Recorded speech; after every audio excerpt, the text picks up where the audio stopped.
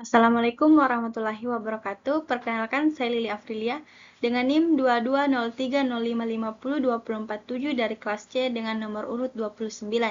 Di sini saya akan menjelaskan tentang gizi buruk pada balita.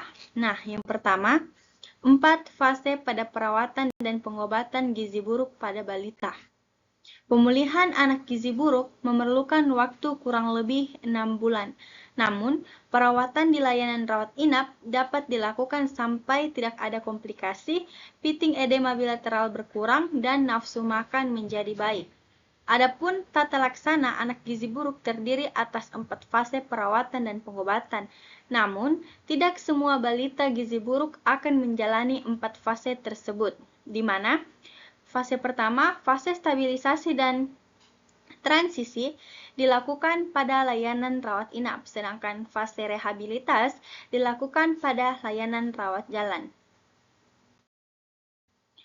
Memasuki 4 fase perawatan dan pengobatan. Yang pertama ada fase stabilisasi. Fase stabilisasi merupakan fase awal perawatan yang umumnya berlangsung 1-2 hari, tetapi dapat berlanjut sampai 1 minggu sesuai kondisi anak.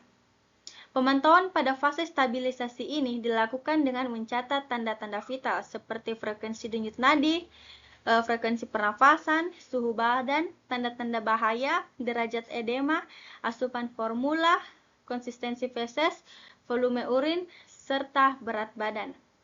Fase yang kedua yakni fase transisi. Fase transisi merupakan fase peralihan dari fase stabilisasi ke fase rehabilitasi dengan tujuan memberikan kesempatan tubuh untuk beradaptasi terhadap pemberian energi dan protein yang semakin meningkat. Fase pemantauan pada fase ini sama seperti pada fase sebelumnya, yakni fase stabilisasi. Yang ketiga, ada fase rehabilitas. Fase ini dapat diberikan di layanan rawat jalan maupun rawat inap. Fase ini adalah fase pemberian makanan untuk tumbuh kejar. Pemantauan pada fase ini dilakukan dengan mencatat asupan formula dan kenaikan berat badan untuk pemeriksaan klinis, di mana pemberian energi sebesar 150-220 kilokalori per kilogram per hari dalam bentuk F100 atau RUTV. Dilakukan secara bertahap ditambah makanan yang sesuai berat badan. Umumnya, fase ini berlangsung selama 24 minggu. Kemajuan terapi dinilai dari kenaikan berat badan setelah fase transisi dan mendapat F100 atau RUTV.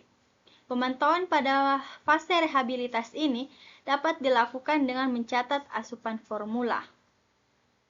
Yang keempat, fase tindak lanjut. Fase tindak lanjut ini merupakan pemberian makanan untuk tumbuh kejar dengan pemberian makanan keluarga dan pemberian makanan tambahan pemulihan atau biasa kita kenal dengan PMTP. Selanjutnya, 10 langkah tata laksana pada gizi buruk di layanan rawat jalan. Yang pertama, di sini ada bagan tentang 10 tata laksana gizi buruk.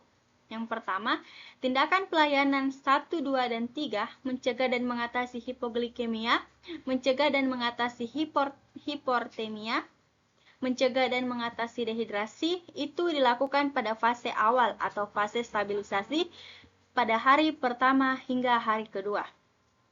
Untuk tindakan pelayanan yang keempat, memperbaiki gangguan keseimbangan elektrolit dilakukan pada fase awal atau stabilisasi, transisi, hingga rehabilitasi. Untuk tindakan layanan yang kelima, mengobati infeksi dilakukan pada fase stabilisasi, transisi, rehabilitasi, hingga tindak lanjut. Untuk tindakan pelayanan memperbaiki kekurangan zat gizi mikro, pada fase stabilisasi dan transisi tidak diberikan Fe atau zat besi pada balita. Pemberian Fe dapat dilakukan pada fase rehabilitasi hingga fase tindak lanjut, di mana minggu kedua sampai minggu ke-26. Tindakan pelayanan yang selanjutnya memberikan makanan untuk fase stabilisasi dan transisi. dilakukan pada fase stabilisasi hari pertama dan kedua hingga fase transisi hari ketiga. Tindakan pelayanan yang ke-8, memberi makanan untuk tumbuh kejar, dilakukan pada fase transisi di hari ke-6 hingga fase rehabilitas dan fase tindak lanjut. Untuk tindakan pelayanan yang ke-9, memberikan stimulasi untuk tumbuh kembang dilakukan pada fase stabilisasi atau fase awal hingga fase transisi rehabilitas dan fase tindak lanjut. Yang terakhir, tindakan pelayanan mempersiapkan untuk tindak lanjut di rumah. Itu dilakukan pada fase transisi dan fase rehabilitasi. Kita akan membahas satu persatu tata laksana tersebut. Langkah yang pertama, mencegah dan mengatasi hipoglikemia. Semua balita gizi buruk akan beresiko mengalami hipoglikemia atau kadar gula darah kurang dari 3 mol per liter atau kurang dari 54 mg. Apabila fasilitas setempat tidak memungkinkan untuk memeriksa kadar gula darah, maka semua anak gizi buruk dianggap mengalami hipoglikemia. Apabila telah dianggap, akan segera ditangani dengan memberikan 50 ml larutan glukosa 10% atau setara 1 sendok teh munjung gula pasir dengan 50 ml air dan diberikan melalui oral atau secara oral. Yang kedua, mencegah dan mengatasi hipotermia. Hipotermia atau suhu aksilar kurang dari 36 derajat Celcius seringkali ditemukan pada anak balita gizi buruk dan jika ditemukan bersama hipoglikemia menandakan adanya infeksi berat. Adapun cara mencegah dan mengatasi hipotermia dengan menghangatkan tubuh balita dengan menutup seluruh tubuh termasuk kepala hingga menggunakan pakaian atau selimut. Waspada hipotermia bila suhu anak 36 derajat Celcius. Langkah yang ketiga, mencegah dan mengatasi dehidrasi. Diagnosis dan derajat dehidrasi pada balita gizi buruk sulit ditegakkan secara akurat dengan tanda atau gejala klinis saja. Adapun cara mencegah dan mengatasi hal tersebut dengan pemberian RE-SO-MAL yang terbuat dari oralit yang diencerkan, gula pasir, larutan elektrolit atau mineral mix dan air. Pada dehidrasi ringan atau sedang, tetap upayakan memberikan terapi rehidrasi oral. Apabila tidak memungkinkan secara oral, cairan diberikan melalui pipa nasogastrik sampai anak bisa minum. Gunakan larutan oralit standar yang telah dimodifikasi dengan mengurangi natrium dan menambah kalium yang lebih dikenal dengan Rehydration Solution for Malnutrition atau RE-SO-MAL. Yang pertama, cara mencegah dan mengatasi. Yang pertama, pemberian oralit.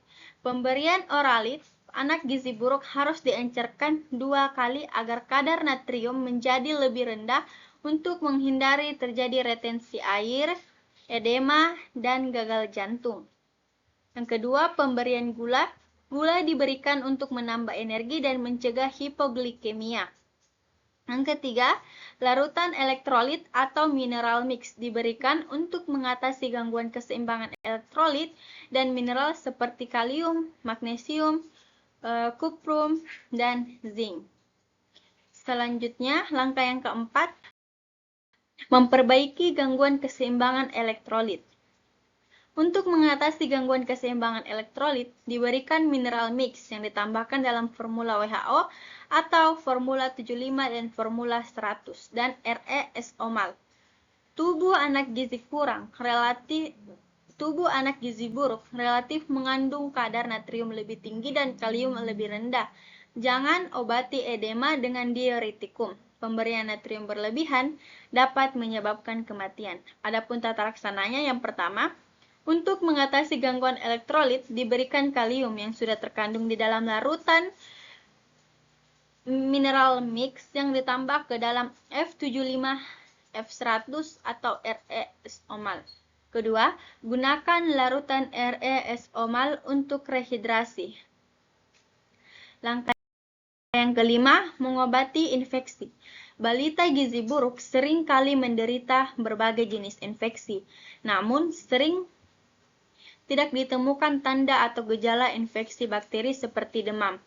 Oleh sebab itu, semua balita yang datang ke fasilitas kesehatan, baik puskesmas maupun rumah sakit, akan segera diberi antibiotik. Hipoglikemia dan hipertemia seringkali merupakan tanda infeksi berat.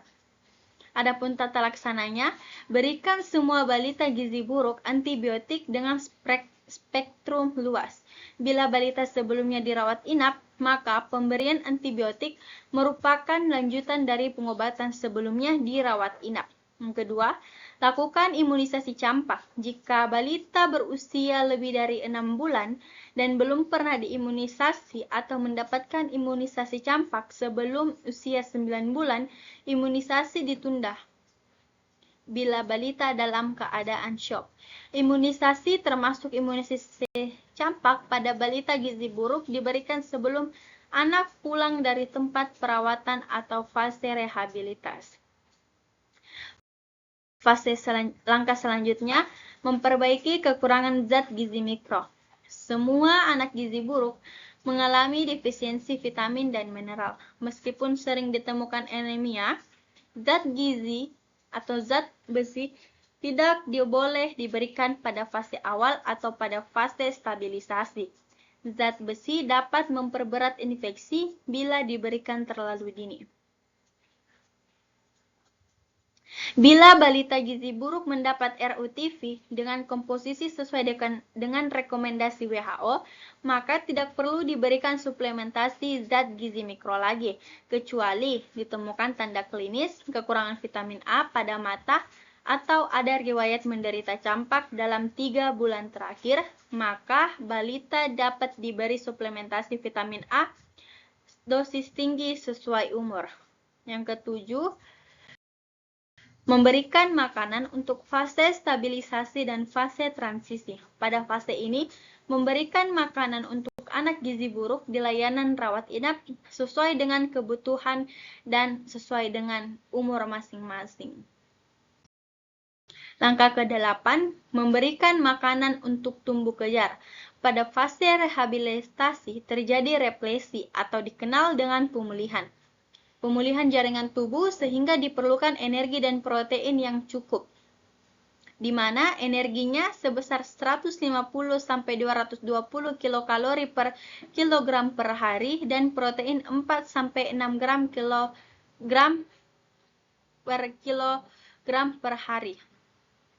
Serta diberikan terapi diet berupa F100 dan RUTV yang secara bertahap ditambah makanan padat gizi. Yang ke-9, memberikan stimulasi untuk tumbuh kembang. Pada anak gizi buruk, terjadi keterlambatan tumbuh kembang, baik mental maupun perilaku. Stimulasi diberikan secara bertahap dan berkelanjutan sesuai umur anak terhadap 4 aspek kemampuan anak. Kemampuan anak diantaranya kemampuan gerak kasar, kemampuan gerak halus, kemampuan berbicara dan berbahasa, kemampuan bersosialisasi, serta kemandirian. Stimulasi terstruktur dilakukan secara intensif setiap hari selama 15-30 menit. Langkah yang terakhir, mempersiapkan untuk tindak lanjut di rumah. Persiapan tindak lanjut di rumah dapat dilakukan sejak anak dirawat inap, misalnya melibatkan ibu atau pengasuh dalam kegiatan merawat anaknya. Bila balita keluar dari layanan rawat inap setelah sembuh, maka dianjurkan untuk kontrol teratur setelah pulang. Semisal 1 kali seminggu pada bulan pertama, 1-2 kali seminggu pada bulan kedua, dan 1 kali sebulan pada sampai 6 bulan atau lebih.